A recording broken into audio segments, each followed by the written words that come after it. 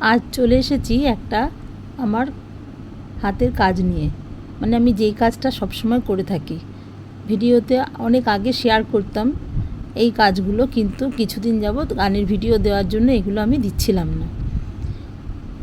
এই গানের ভিডিও আজকে না, আজকে সম্পূর্ণ অন্যরকম ভিডিও। তা আমি এই ব্লাউজটা তৈরি করেছি। কাটিংটা করার সময় আমি ভিডিও করিনি, পরে এক সময় অন্য কোনো ব্লাউজে দেখাবো। তাই ব্লাউজটা কাটিং করে আমি লাইনিং জুড়ে অর্ধেকটা প্রায় সেলাই করে নিয়েছি। পরে ভাবলাম তাহলে যেটুকু বাকি আছে ওইটুকু ভিডিওটা করি। এবার আমি অর্ধেকটা করে নিয়েছি, নেওয়ার পর এবার ব্লাউজটার আমি হুক পট্টি, মানে একটু হুকের ঘর করার পট্টিটা জোড়াচ্ছি, আর হুকটা লাগানোর পট্টিটা এবার জোড়াবো। ব্লাউজটা লাইনিংটা জুড়তে হয়েছে এর মধ্যে, কারণ সিল্কের। এটা হচ্ছে হুক বসানোর পট্টিটা আমি জোড়াচ্ছি।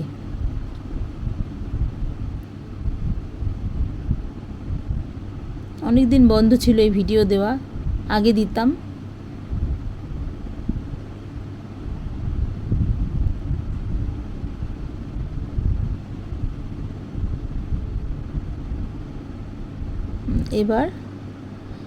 এবার আমি পিঠের সাথে, মানে পেছন পাটের সাথে এটাকে জোড়া লাগাবো।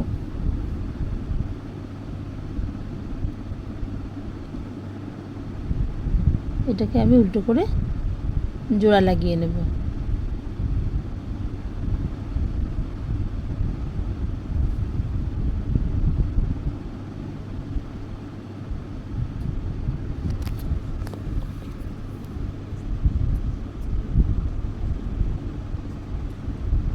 জোড়া লাগিয়ে নেব, তারপরে আমি ডবল সেলাই দিয়ে নিই।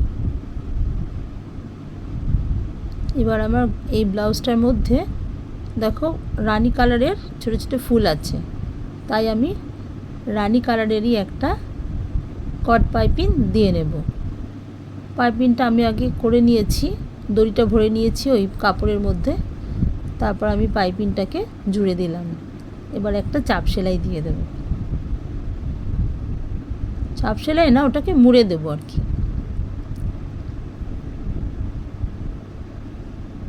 এটা আমার ব্লাউজ না, একজন তৈরি করতে দিয়েছিল।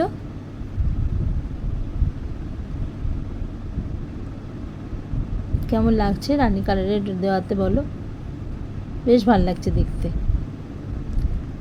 তারপরে এবার আমি হাতটা জুড়িয়ে নেব।